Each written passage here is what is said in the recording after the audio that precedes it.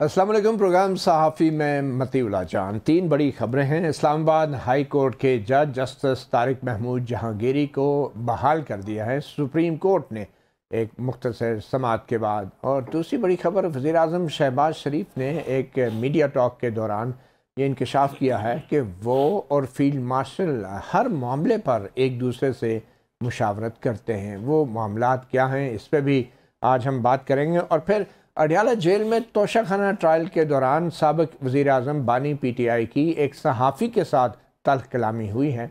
ये पहली बार नहीं है, PTI इससे पहले भी सहाफ़ियों के साथ तल्ख़ कलामी करती रही है।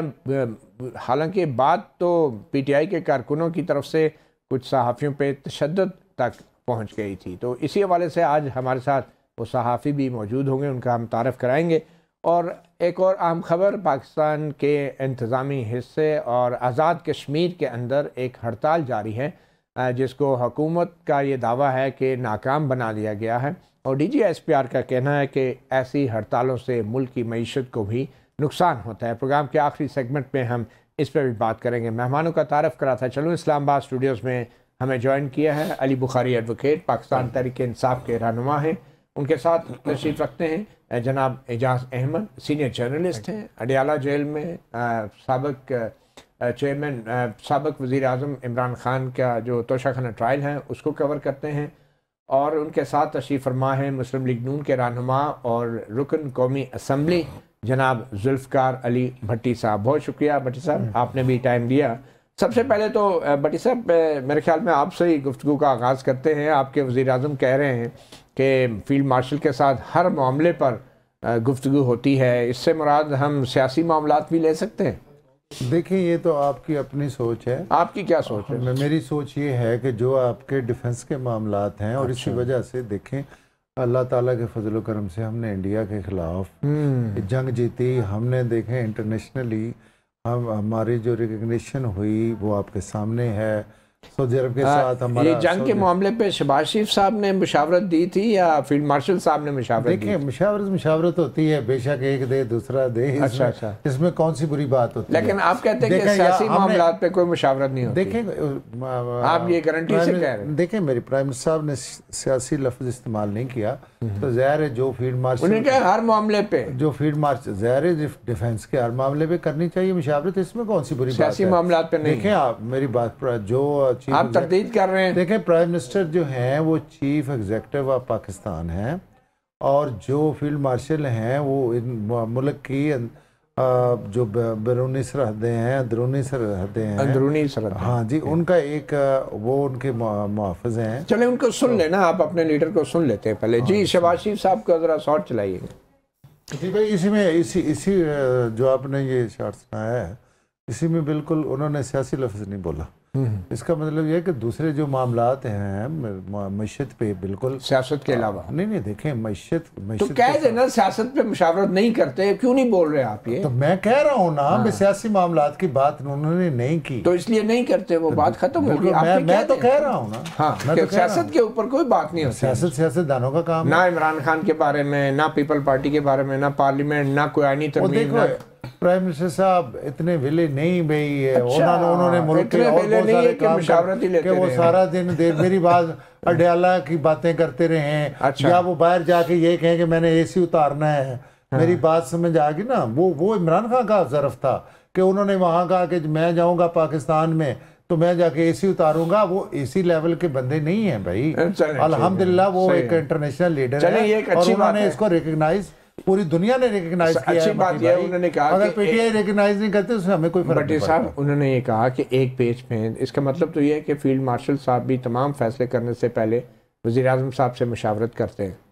देखें, मैं जो उन्होंने देखें उसमें कहा, ये मुशावरत कौन करता है, ये क्लियर कर देना। ये देखें, मुशावरत तो दोनों साइड से हो सकती है, मतलब फील्ड मार्शल साहब मुशावरत करते हैं या शहबाज शरीफ साहब? जहाँ पे देखें फील्ड मार्शल महसूस करते हैं वहाँ वो मुशावरत कर लेते हैं, जहाँ प्राइम मिनिस्टर साहब महसूस करते हैं। ये महसूस करने की बात है ना। ये तो म्यूचुअली एक गाड़ी चलानी है। देखें ना, आपने देखें सिविल लीडरशिप पे है, आपकी एस्क्री लीडरशिप पे है। गाड़ी कैसे चलेगी? ये चली है तो इसके रिजल्ट आए हैं कि नहीं आए ये मुझे पता नहीं। गाड़ी कैसे, गाड़ी के 2 पहिए या 4 पहिए क्या है? मेरी बात सुनो, चली है गाड़ी के नहीं चली ये मुझे बता। चलती का नाम गाड़ी है ये तो चलती का क्या नाम है? ये बुखारी साहब, आपके ख्याल में वज़ीर आज़म साहब जो कहा कि हम एक पेज पे हैं, इससे क्या मुराद ले? इमरान खान ने कहा था। मैं देखिए वज़ीर आज़म साहब जो हैं उनके बारे में मैं क्या बात करूं, वो तो इनके बारे में तो ये भी मशहूर है कि ये तो अभी फील्ड मार्शल साहब की बात करें, इससे जो पहले वाले थे ये डिग्गी में बैठ के उनके पास भी गए थे। सो इनके तो ट्रैक रिकॉर्ड नहीं, इसका कोई सबूत तो नहीं है ना, ये तो मजाक वाली बात है। ये तो मेरा घटिया वर्ड है, इसके बारे में मेरे ख्याल में नहीं कहा आपने, उस प्राइम मिनिस्टर के बारे में तो नहीं कहना चाहिए। चले गए और ज़र्फ तक चले गए। वैसे आपके वज़ीर आज़म भी तो एक पेज पे होने का बड़ा फख्र करते थे। एक पेज पे होना है समथिंग एल्स, ये गलत बात तो नहीं है। मशवरा मशीयत भी आप मशवरे से करते हैं, फॉरेन पॉलिसी भी तो आप क्या करते थे? आपने क्या किया? ये कोरों पे पूरा कराते थे। बात ये थी कि हमारी तो हर चीज पे उसके लिए मिनिस्टर्स मौजूद थे। अच्छा, इनका तो मिनिस्टर मुझे पता ही नहीं है। आप मुझे इंडिया वॉर हुई, मुझे जरा इसाक डार साहब की जरा कोई एक ब्रीफिंग्स बता दें आप मुझे। आपके जो एक्सप्रेस जाफर एक्सप्रेस इशू हुआ, मुझे उसके बाद आपके फॉरेन मिनिस्टर की कोई बता दें उसके ऊपर ब्रीफिंग जो दी हो इन्होंने। फिर आप कहेंगे जी क्यों नहीं ब्रीफिंग तो वज़ीर दफ़ा ख्वाजा आसिफ साहब देते रहे। आसिफ साहब नहीं, मैं खारजा पॉलिसी की बात कर रहा हूँ भाई। उनका फॉरेन मिनिस्टर बैठता है और बैठ के पाकिस्तान को इल्जाम लगाता है। ठीक है, अब इसके बाद आगे चला जाए। इसाक डार साहब भी करते हैं। नहीं आगे चलता हूं।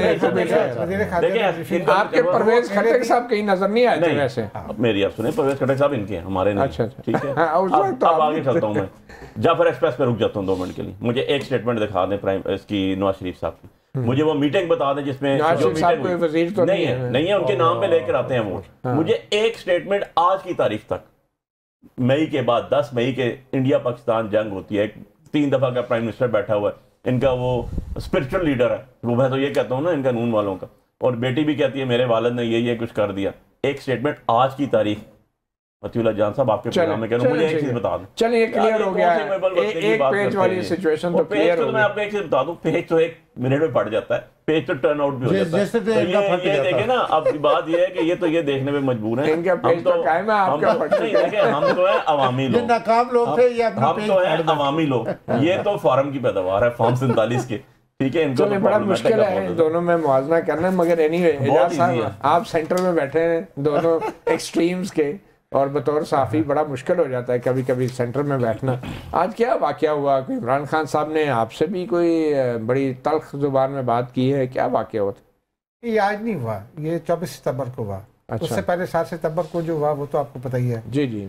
अब वो आप अगर ये खबर आज निकली है क्योंकि पार्लियामेंट में वॉकआउट किया गया। ये खबर भी आज नहीं निकली, आज गैलरी से वॉकआउट हुआ। ये खबर भी आज नहीं निकली, ठीक है। ये खबर भी 3 दिन पहले निकली, ठीक है। हुआ ये कि 24 सितंबर को हम गए अंदर, और खान साहब जो है वो अली बुखारी साहब को भी पता है, और बाकी लोग जो है उनको भी पता है। वो आते हैं कुछ ना कुछ तबसा करते हैं, वो कर्नल साहब से हमें जोड़ते हैं, उसके बाद चले जाते हैं। अच्छा, हम लोग भी मुस्कुरा के चुप हो जाते हैं कि यार एक आदमी जेल में, ठीक है।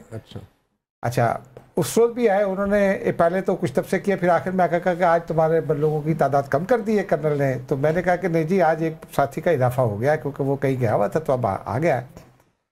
तो उसके बाद थोड़ी देर बाद आकर उन्होंने अपनी गुफ्तगू की, और गुफ्तगू के आखिर में उन्होंने बुशरा बीबी का तस्करा किया कि उनको मेरी वजह से जेल में डाला है, मेरी पार्टी की खवातीन को तंग किया जा रहा है, दरवाजे तोड़ देते हैं, घरों में घुस जाते हैं। ठीक है, तो ठीक है, ये उनकी, वो पॉलिटिशियन, उनका राइट है, और अगर ऐसा हो रहा है तो हम उसकी मदम्मत, मैं तो ज़ाती तौर पर ठीक है मदम्मत भी करता हूँ कि अगर रियासत को ऐसा नहीं करना चाहिए, काम नहीं है नहीं बतौर पाकिस्तानी, चलें ठीक है ना। तो उन्होंने कहा कि मुझे ये बताएं, आप बताएं कि क्या मेरे दौर में कोई सियासी कैदी था, क्या मेरे दौर में ख़वातीन के साथ ऐसा हुआ? तो बहुत 2-4 लोगों ने कुछ बताया पहले मुझसे, फिर उन्होंने मेरी जानिब रुख किया। तो मैंने कहा जी पीपल्स पार्टी का ये इल्ज़ाम है, मैंने अपनी तरफ से नहीं बराह रास्त बताया, मैंने कहा पीपल्स पार्टी का ये इल्ज़ाम है कि आपकी हुकूमत में फरियाल तालपुर पर केस बना था, और उनको मैंने साहिबा भी नहीं कहा उनके सामने, बस फरियाल तालपुर ही नाम लिया। तो मैंने कहा फरियाल तालपुर पर केस बना था, और आपने वो हॉस्पिटलाइज थी, पॉलीक्लिनिक में थी, लेकिन चांद रात को आपकी हुकूमत ने उनको पॉलीक्लिनिक से निकाल कर अडयाला जेल भेज दिया था। यहाँ बैठे एक दोस्त ने उसकी वीडियो भी बनाई थी जो बड़ी वायरल हुई, ठीक है, और आपने उसका नोटिस भी लिया था कि ये वायरल कैसे हो गई। तो उन्होंने मुझे स्ट्रेट अवे ये कहा, तू बकवास बंद कर। अच्छा, हाँ, अच्छा मैं माफी चाहता हूँ मैं इस तरह अच्छा वैसे इतनी फ्रैंकनेस हो जाती है कभी-कभी सियासतदानों आपस में इनफॉर्मली नहीं मजाक में तो लेकिन आपने महसूस किया इसको नहीं मजाक में वो कहते हैं पहले भी इस तरह की बात लेकिन उस दिन उन्होंने गुस्से में बहुत तेज आवाज में कहा अदरवाइज तो नॉर्मली गपशप में हो जाता है कह देते तो अभी हंस पड़ते हैं कि चलो ठीक है यार लेकिन इस दफा आपको फील हुआ बाकायदा तौर पर फील हुआ फिर मैं चुप कर गया मैंने अपनी बकवास बंद कर दी फिर थोड़ी देर के बाद उन्होंने चेयरमैन नैब के हवाले से कुछ गुफ्तगू हुई दोस्तों ने सवाल किए मैंने कोई सवाल भी नहीं किया था फिर उन्होंने कहा चेयरमैन नैब मेरा कैसे हो सकता है वो फलां का आदमी था बाकी लोगों ने फिर उनको कोई ना कोई वाकयात बताए एक दोस्त ने वो तैयबा गुल वाला वाकया भी बताया वो जो चेयरमैन नैब पर जिसने राशियत का इल्जाम आयद किया था उसने कहा कि उसने आप पर ये चार्ज लगाया था कि उसको पीएम हाउस में रखा गया था 3 महीने तो क्या कहा और आप तो उन्होंने कहा वो कौन है तो उन्होंने कहा कि वो फलां है खातून आपने क्या कार्रवाई की थी उस खातून के खिलाफ अगर उसने झूठ बोला था तो आपका ताल्लुक हुआ कुछ नहीं हुआ अच्छा उसका उन्होंने कोई जवाब दिया फिर मैंने उनसे कहा जब फिर उनका रुख रोशन मेरी जानिब हो गया कि अब ये कुछ बोलेगा अच्छा मेरी आदत है कि मैं इस तरह हाथ करता हूँ उंगली खड़ी करता हूँ अगर वो इजाजत दे तो बोलता हूँ क्योंकि मैं बदतमीजी नहीं कर सकता हर प्रेस कॉन्फ्रेंस में भी यही कर सकता जब मेरी तरफ रुख किया तो मैंने कहा कि खान साहब वो आपके वज़ीर इत्तलात थे फवाद चौधरी वो जब बताते थे कि फलां के खिलाफ फलां दिन कार्रवाई होने वाली है तो वो हो जाती थी ठीक है कहते उसकी बात उससे पूछो मैंने कहा जी वो उनसे भी अपनी अच्छी ये जो कलामी हुई लेकिन उसके बाद फिर उन्होंने मुझे फिर स्नैप किया और मुझे उन्होंने कहा कि तू बकवास करता है बंद कर ये बकवास और साथ उन्होंने ये भी कहा कि तुम एजेंडा साफी हो एजेंडे पर आते हो चलें आप एजेंडे पे आ जाते हैं एक तो गिला ये है कि अडयाला जेल में जो रिपोर्टर जाते हैं वो मेरे जैसे या कोर्ट रिपोर्टर्स को साकिब बशीर हैं सीनियर जर्नलिस्ट है असनात मलिक हैं उनको जाने की इजाज़त नहीं है आप लोगों में ऐसी क्या ख़ास बात है कि आपको वो बड़ी आसानी से वहाँ पे जाने की इजाज़त है आप मानते हैं कि सारों को इजाज़त होनी चाहिए जो और फिल्टर किया जाता है सिलेक्ट किए जाते हैं साफ़ी आप इस बात को मानते हैं मेरिट तो कुछ नहीं है देखिए 2 चीज़ें हैं आप तो मुझे 1992-93 से जानते हैं जी बिल्कुल ठीक है इसी आपकी बात नहीं कर रहा मैं प्रोसेस की बात कर रहा हूँ आप समझते हैं बतौर जर्नलिस्ट मैं ये समझता हूँ कि एक तो अदालत को खुली अदालत होनी चाहिए ठीक है जी जो नहीं है लेकिन वो उसमें ये बात मैंने की एक मरतबा ना तो जिससे भी मैंने की उन्होंने कहा कि भाई उनकी जान को खतरा है हम रोज एपीसी में बिठा कर नहीं ला सकते ये तो ठीक है ना ठीक है एपीसी को छोड़े मैं ये कह रहा हूँ कि अडयाला जेल में आपको किस तरह इजाजत मिल जाती है बाकी एक चीज समझने की है मुझे भी रोज नहीं मिलती अच्छा ये होता है कि कई दफा चेंज कर देते मैं आज भी नहीं जा सका सही है चेंज कर देते कभी कोई चला गया कभी कोई चला गया कभी कोई चला गया ना लेकिन आप मानते हैं कि ये सिलेक्शन होती है देखिए उसकी वजह ये है कि वहाँ सीटिंग कैपेसिटी वजह को छोड़ें सर लेकिन ये हुकूमत डिसाइड करती है हुकूमत डिसाइड करती है जेल सुपरिटेंडेंट को नाम जाते हैं अंदर के फला फला आ गए ठीक है वो बता जेल सुपरिटेंडेंट कुरानदाजी तो नहीं करता ना मुझे नहीं पता क्या करता है आप ये मानते हैं कि जो हुकूमत के क्लोज सहाफी हैं सिर्फ उनको इजाजत दी जाती है मैं तो हुकूमत के क्लोज नहीं हूँ मैं आपकी बात नहीं कर रहा वैसे ये मुमकिन है ऐसा हो रहा है नहीं मेरा नहीं ख्याल अच्छा चलें अगला सवाल ये बनता है आपके ख्याल में आप सारी कार्रवाई जो इमरान खान बयान देते हैं वो सारी की सारी आप रिपोर्ट कर सकते हैं इजाजत है आपको जी बिल्कुल कभी किसी ने नहीं कहा हम पीटीआई के वकला से भी पूछते हैं अच्छा कोई सेंसरशिप नहीं है कोई सेंसरशिप नहीं आपकी खबरें जो है कोई अप्रूव करता है कोई देखता है मेरी तो खबर मैं अपने डायरेक्टर न्यूज को भी बताता हूँ और ग्रुप में भी डालता हूँ आपके ख्याल में इमरान खान की बातें टेलीविजन चैनल्स पे चल रही हैं आपके अखबारों में छप रही हैं आप बता सकते हैं देखिए वो मामला दूसरा मैंने कोर्ट की कार्रवाई की इमरान खान जो बयान देते हैं वो मैंने कई बार खुद इमरान खान से कहा कि ये तो छपने वाला नहीं है अच्छा ठीक है जब आप और फिर आप इसलिए रिपोर्ट भी नहीं करते नहीं मैं रिपोर्ट कर देता हूँ अच्छा हाँ मैं रिपोर्ट कर देता हूँ और उसके ऊपर वो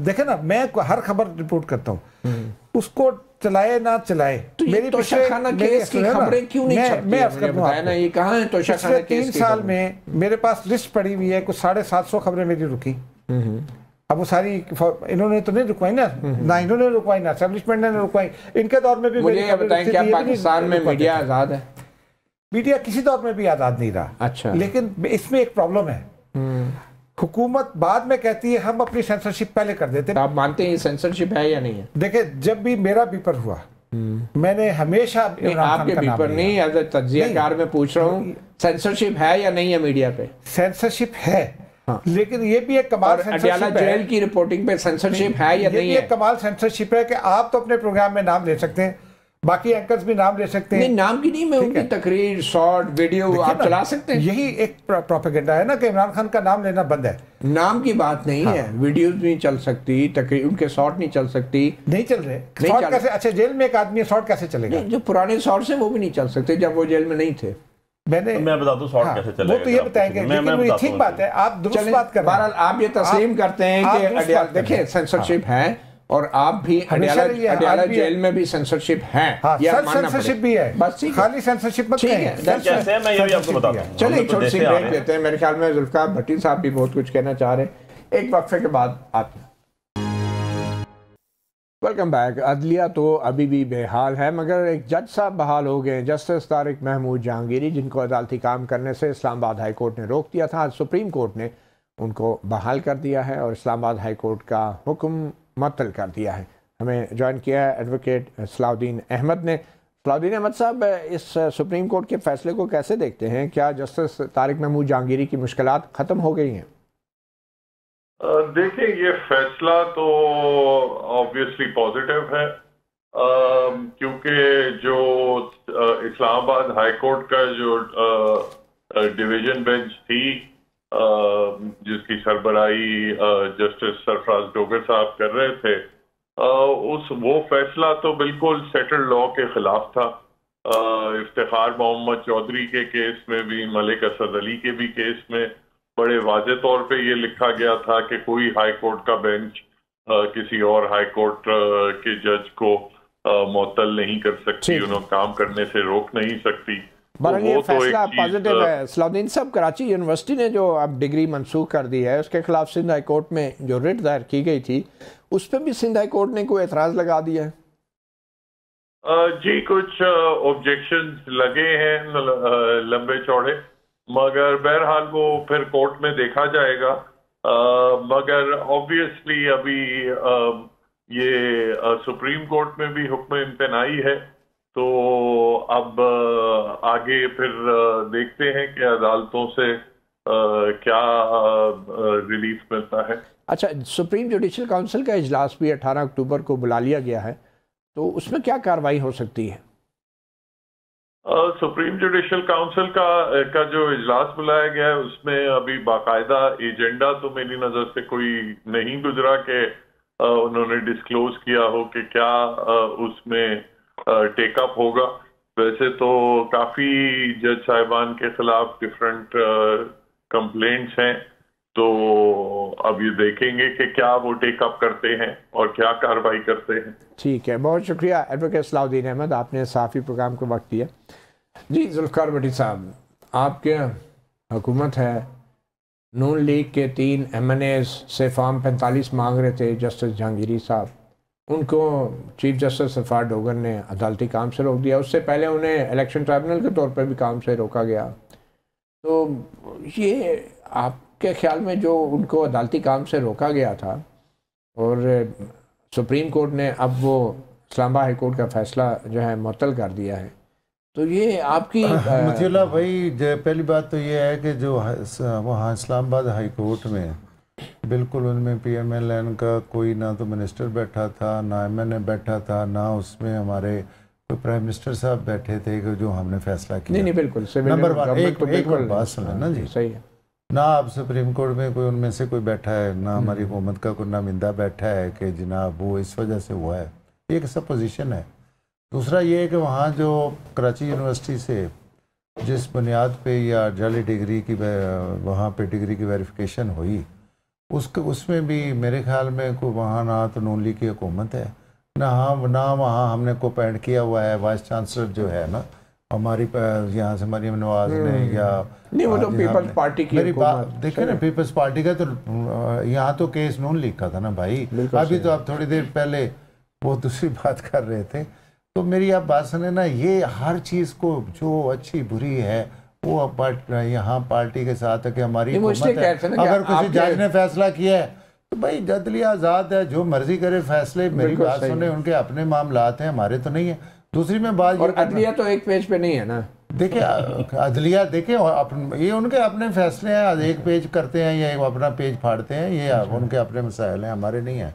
हमने अदलिया हमने भुगती है, अदलिया हमने सारे सिस्टम भुगते हैं और वहाँ से बहाल होके आए हैं हम, और उसके बाद नवाज शरीफ साहब भी, मरियम भी, हमारी सारी लीडरशिप ने केस भुगते हैं। बिल्कुल सही है, नहीं नून लीग ने बड़ा फेस किया। दूसरा मैं 1 मिनट की बात करना चाहूँगा। मैं ये कहता हूँ कि ये जो एक पीटीआई का डबल चेहरा है, एक तरफ ये बात करते हैं कि जी अपनी सहाफ़त की आज़ादी होनी चाहिए, एक तरफ ये लोगों को, इनका लीडर जो है लोगों को इतनी गाली निकालना, उनको इस लेवल पे इस किस्म की गुफ्तगू, नाजेबा किस्म की गुफ्तगू करना, ये किसी तरीके से भी जायज़ नहीं है। और फिर मैं आज असम्बली का मुझे रोना आया कि जब हमने मेरी बात, दहशतगर्दी के खिलाफ ऑपरेशन हो रहा है और ये प्ले कार्ड उठा के बैठे हैं कि we support the terrorism, we support the terrorism. ये कौन सी बात है भाई? मेरी बात सुन, टेररिज्म को सपोर्ट कर रहे थे और क्या कर रहे थे भाई? मुझे ये बता यार, मेरी बात सुनो ना, मेरी बात और किसको कर रहे थे? इनके इस रवैये की वजह से वहाँ कितनी दहशतगर्दी हुई। तो मती भाई ये इनसे मेहरबानी किया करें, यहाँ पे आके अपने बयानात को इनका इनकी तो खत्म नहीं होगी बात। पहली बात तो ये जी कि आपने जैसे जहांगीरी साहब के हवाले से बात की, जब आर्टिकल 209 ऑपरेटिव हो और कोई रेफरेंस पड़ा हो तो कोई जज नहीं कर सकता दूसरे जज के खिलाफ फैसला। नंबर 1 कॉन्स्टिट्यूशन के भी अगेंस्ट है आर्टिकल 13 के, और अदरवाइज भी वो जो है ना एक बहुत ज़्यादा बुरा समझा जाता है, मायूब समझा जाता है। नंबर 1। नंबर 2 चीज़ यही जहांगीरी साहब थे, मेरे केस था, मेरी सीट पे इस्लामाबाद के सबसे पहले उन्होंने कहा था, और मेरे जो मुद्दे मुकाबल जिसको जिताया उन्होंने क्या फॉर्म दें अपने, हमने तो सबमिट कराए थे ओरिजिनल। मेरे काउंटर पार्ट जो 2nd 3rd पे आए थे दोनों उन्होंने भी सबमिट कराए, आज़ाद और एक TLP के थे। इनसे पूछा गया ओपन कोर्ट में, हाई कोर्ट के अंदर, उन्होंने कहा जी मेरे पास फॉर्म हम कोई नहीं RO से ले लें। तो उन्होंने कहा मैं 3 दिन में डिसाइड करूंगा, फॉर्म लेके आए। उसके बाद 3 दिन बाद जो हाल हुआ, ऑर्डिनेंस आया और उसके बाद रिटायर्ड जज के पास गए, जब ऑर्डिनेंस चैलेंज किया वो सस्पेंड हुआ, उसके बाद फिर एक्ट आया और एक्ट के बाद दोबारा गए। ये तो वहाँ से चीज़ें चल रही हैं। उस दिन के बाद से इनकी शुरू हुई है। जब कोई अपॉइंटमेंट होती है ना मती साहब जस्टिस की, तो हर वेरिफिकेशन के बाद होती है, वैसे नहीं बना देते उठा के कि यहाँ से जिसको दिल किया उठा के बना दिया। नंबर दूसरी बात जो आपको बताऊँ, अब इससे आगे चलते हैं। भट्टी साहब ने तो बड़े आराम से कह दिया कि आपके लीडर ने ये कर दिया, वो कहते भाई हमारे लीडर ने लिफाफे नहीं दिए किसी को, और हमेशा कंडेम्ड किया जो है ना ये लिफाफा कल्चर को और लिफाफा जर्नलिज्म को। नंबर तीसरी बात जो आपने कह दिया कि जी दहशतगर्दी प्रमोट करते हैं, ये करते हैं, वो करते हैं। यार जाके रिकॉर्ड चेक करें आप, 700+ जो है ड्रोन अटैक्स हुए पाकिस्तान की टेरिटरी के अंदर during Peoples Party government. 300+ drone attacks हुए ड्यूरिंग नवाज शरीफ की गवर्नमेंट में 2013 से 2018 के दरमियान, और हमारे 3.5 सालों में एक भी नहीं हुआ। हम तो आज भी अपना स्टांस करते हैं कि पाकिस्तान की जंग लड़ें, अपनी जंग लड़ें, लोगों की जंग मत लड़ें, लोगों की पॉलिश मत करें। दिस इज अवर स्टांस जो आज हर पाकिस्तानी का, आपका भी मेरा भी यही है। चले तो बड़ी सिंपल सी बात है। इजाज़ साहब क्विकली आप जरा एक कमेंट कर दें कि ये जस्टिस तारिक महमूद जहांगीरी को जिस तरीके से रोका गया, इलेक्शन ट्राइब्यूनल के हवाले से वो प्रोसीडिंग कर रहे थे, पहले उस वक्त रोका गया, अब उनको बतौर जज रोक दिया गया। आपकी क्या राय है? आप समझते हैं कि हुकूमत अदलिया पर या एस्टैब्लिशमेंट अदलिया पर असरअंदाज हो रही है? देखिए लगता तो ऐसे ही है। ट्रायल भी कवर करते हैं तोशाखाना का। एक चीज़ मैं ऐड कर दूं भाई की इजाजत से, इन्होंने कहा ना हमारे जज नहीं है भाई, आप वोटों से डाल के लेकर आए, वोटें डाल के आप सरफराज लोगों को आप उनमें शामिल हैं। भारत आगे हम नहीं है उसमें, एस्टैब्लिशमेंट असरअंदाज होती है या नहीं होती है, इससे हटके मेरा एक सवाल है कि नहीं। एक मेरा सवाल, तोशाखाना ट्रायल को आप कवर कर रहे हैं, मुझे ये बताएं कि आप समझते हैं तोशाखाना ट्रायल का जो जज है वो आज़ाद है? लेकिन अब वो तो 18वें ग्रेड का जज है ना, वो कैसे आज़ाद हो सकता है? ठीक है जी, लेकिन जो बुनियादी सवाल है, बुनियादी सवाल है कि उन लोगों के खिलाफ सारे सवाल कैदी से होते हैं। नहीं, बुनियादी सवाल ये है कि उन लोगों के खिलाफ कोई कार्रवाई हुई जिन्होंने उनको जज लगाया था अगर डिग्री 2 नंबर थी। दूसरा ये आपने कभी सवाल किया ये कि ये जज जो है तोशाखाना ट्रायल जेल में क्यों हो रहा है? किसी से सवाल किया आपने या किसी सरकारी वकील से, इस्तगासा से, प्रोसिक्यूशन से कहा कि आप क्या कर रहे हैं? कभी सवाल किया आपने? देखिए चूंकि मेरी बीट नहीं है, मैं वहाँ जाता नहीं हूँ। मेरी बीट आप जाते हैं तो सब कुछ हुआ है। 2 साल पहले मेरे ऑर्गेनाइजेशन ने मुझे कहा कि जी आप जाएंगे, क्योंकि पिंडी वाला जो कवर करता है पिंडी ये मानते हैं कि आज़ाद नहीं है। लेकिन एक बुनियादी सवाल है कि अगर किसी की जाली डिग्री है या फेक डिग्री है या उसमें कोई मसला है तो क्या उसकी इंडिपेंडेंट इंक्वायरी नहीं होना चाहिए? तो आइन में ये बात ठीक है, ये बात ठीक है कि जो आदमी जज बन गया, रिपोर्टर है ना, हाँ ये बात ठीक है कि 209 के तहत उसके खिलाफ वो कार्रवाई नहीं हो सकती जो अभी बुखारी। आप ये मानते हैं कि तोशाखाना ट्रायल भी आप लीगल कवर ले लें, ये कमेंट करना मेरा काम ही नहीं है। नहीं, आप रिपोर्ट करना काम है, कोर्ट के अंदर बैठे हैं, आपको कोई नजर नहीं आ रहा। मैं अदलिया कवर करता रहा हूँ। नहीं, आपने कह दिया वो ग्रेड 18 के अफसर है, लेकिन तो मैं अदालत का मेरा मौकफ ये है कि आज अगर अदालत में अच्छा आदमी है तो कल बुरा आ सकता है, कल आज बुरा आदमी तो कल अच्छा आ सकता है। ट्रायल जो है आपके ख्याल में ये फेयर नहीं है? मैं किसी अदालत के बारे में कोई कमेंट नहीं करूंगा। आपकी ऑब्जर्वेशन क्या है? पूछ लें कि खत्म टाइमिंग क्या है? कोर्ट टाइमिंग 3:30 बजे रात को 10 बजे कैसे ट्रायल चल रहा है? वो तो मेरे ख्याल में एक छोटी सी ब्रेक लेंगे, ब्रेक के बाद हम बात करेंगे आज़ाद कश्मीर में होने वाली हड़ताल के हवाले से मतजाद दावे हैं, उसकी कामयाबी और नाकामी पे बात करेंगे। हमारे एक सीनियर जर्नलिस्ट हैं, एक राइटर भी हैं, दानिश इरशाद, जो हमारी टीम का भी हिस्सा हैं और वो उनका ताल्लुक भी कश्मीर से है। एक वक्फे के बाद वेलकम बैक। साफ़ी प्रोग्राम में बात करेंगे आज़ाद कश्मीर में होने वाली हड़ताल की और मतजाद दावे हैं उसके हवाले से। हमें ज्वाइन किया है रावलाकोट आज़ाद कश्मीर से ताल्लुक़ रखने वाले जर्नलिस्ट दानिश इरशाद, जो कि सहाफ़ी टीम के एक रुकन भी हैं, राइटर भी हैं, 10 साल से सहाफ़त कर रहे हैं। इनकी जो एक किताब है आज़ादी के बाद, आज़ाद जम्मू कश्मीर के 1947 के बाद की अवामी तहरीकों पर तहकीक। दानिश, बहुत शुक्रिया आपने सहाफ़ी प्रोग्राम को वक्त दिया। मुख्तसरन ये जानना चाहेंगे लोग कि आपकी क्या इतलात हैं या फीलिंग है कि ये जॉइंट एक्शन कमेटी की जो हड़ताल है या एहतजाज है वो कितना कामयाब है? अभी तक की जो सूरत हाल है वो तो चूँकि एक तो कम्युनिकेशन का ब्लैकआउट था, तो इस वजह से मुख्तलिफ़ जगहों पर तो रब्ते नहीं हैं, लेकिन जिन जगहों पर रब्ते हैं तो वहाँ से जो इतलात हैं वो तो तकरीबन बंद थी। और हमें कोई इक्का दुक्का दुकान अगर खुली हुई नज़र आती है तो अच्छा, ये जॉइंट एक्शन कमेटी है क्या? ये कब बनी, क्यों ये बनी? सर बुनियादी तौर पे 2023 मई 2023 में रावलाकोट में एक एहतजाज हुआ था। आटे की कीमतें बढ़ी थी और उसके बाद फिर कंटिन्यूटी थी। अगस्त में आज़ाद जम्मू कश्मीर, अगस्त 2023 की बात कर रहा हूँ, उसमें आज़ाद जम्मू कश्मीर में बिजली की कीमतें बढ़ गईं और उसके बाद फिर पूरे आज़ाद जम्मू कश्मीर में प्रोटेस्ट हुए। सितंबर 2023 में जॉइंट अवामी एक्शन कमेटी बनी, एक मूवमेंट चली, मोबिलाइजेशन हुई और मई 2024 में पहले 3 मुतालबात माने गए थे, जिनमें बिजली 3 रुपये फी यूनिट हुई थी और आटा हुआ था तकरीबन 2000 रुपये फी मन। अच्छा। और फिर तीसरा मुतालबा जो इसमें भी अभी भी जो चार्टर ऑफ डिमांड है इसमें भी शामिल है कि जो अशराफिया की प्रिविलेज हैं उनका खात्मा। तो आज़ाद कश्मीर में कौन सी मराहत हैं अशराफिया की? सर पीएम है तो पीएम हाउस का, अगर सिर्फ पीएम हाउस का बजट देखा जाए तो वो 60 करोड़ है और उसमें अगर उनके जो इंटरटेनमेंट फंड्स को ही अगर देखा जाए तो वो 10 करोड़ से ज़्यादा के हैं। और छोटी सी टेरिटरी है, गालबन पिंडी डिस्ट्रिक्ट से भी कम आबादी का एक शहर है। तो इस तरह जजेस की मतलब पाकिस्तान के जजेस के बराबर उनको मराते प्रिविलेज। अच्छा। और तो आपको हम सुनाना चाह रहे हैं डॉक्टर तारिक फजल चौधरी, जो नून लीग के वजीर हैं, इन्होंने मेरे ख्याल में अमीर मुकाम जो है नून लीग के, उनके साथ जाके मुज़ाकरात भी किए हैं जॉइंट एक्शन कमेटी से वापसी पे। उन्होंने क्या कहा था एक दिन पहले की बात? उनकी तमाम तार जो जायज़ डिमांड वो मुतालबात हैं वो मनवन तस्लीम किए गए, लेकिन वो डिमांड्स और मुतालबात जिनके लिए आपको कॉन्स्टिट्यूशनल अमेंडमेंट चाहिए, जिनमें से 1-2 का जिक्र यहाँ पे हुआ, जिनमें से आपको कैबिनेट की अप्रूवल्स चाहिए, वो भी अगर आप बैठते हैं वक्त के साथ, तो हमने उनसे यही कहा कि जो आपके जायज़ मुतालबात हैं वो आज सारे हमने मान लिए हैं। अगला मरला ये था कि कमेटी जो ऑलरेडी काम कर रही है इसके साथ जो आपकी डिमांड कॉन्स्टिट्यूशनल अमेंडमेंट के हवाले से, और ख़ास तौर पर ये हो नहीं सकता कि 4 से 6 लोग बैठ के आज़ाद कश्मीर के आइन को अमेंड करने की बात करें। ये बुनियादी तौर पे आपके इलेक्टेड नुमाइंदों का काम है, और अगर आप चाहते हैं कि कोई ऐसी कोई तब्दीली किसी तरह के कवानीन में लाई जाए तो उसके लिए ब्रॉड बेस कंसेंसस पैदा करने की ज़रूरत है। ये आइनी तरमीम से मुराद आज़ाद कश्मीर के आइन में तरमीम है, और ये इशू क्या है जो आइनी तरमीम से हल होगा? ये कौन सा मामला है? देखें, तकरीबन तमाम इशूज़ ही हमारे जो एयरपोर्ट से रिलेटेड इशूज़ हैं तो वो भी आइनी तरमीम के मुतकाज़ी हैं, लेकिन बुनियादी तौर पे आज़ाद जम्मू कश्मीर जिस पेपर के तहत आज़ाद जम्मू कश्मीर का निज़ाम चलता है, जिसको एक्ट 74 कहा जाता है, तो वो बुनियादी तौर पे गवर्नमेंट ऑफ पाकिस्तान का एक एग्जेक्टिव ऑर्डर है, वो कोई प्रॉपर उस तरह से आइन नहीं है, चूँकि उसमें तरमीम के तमाम तरह इख्तियारात गवर्नमेंट ऑफ पाकिस्तान के पास है।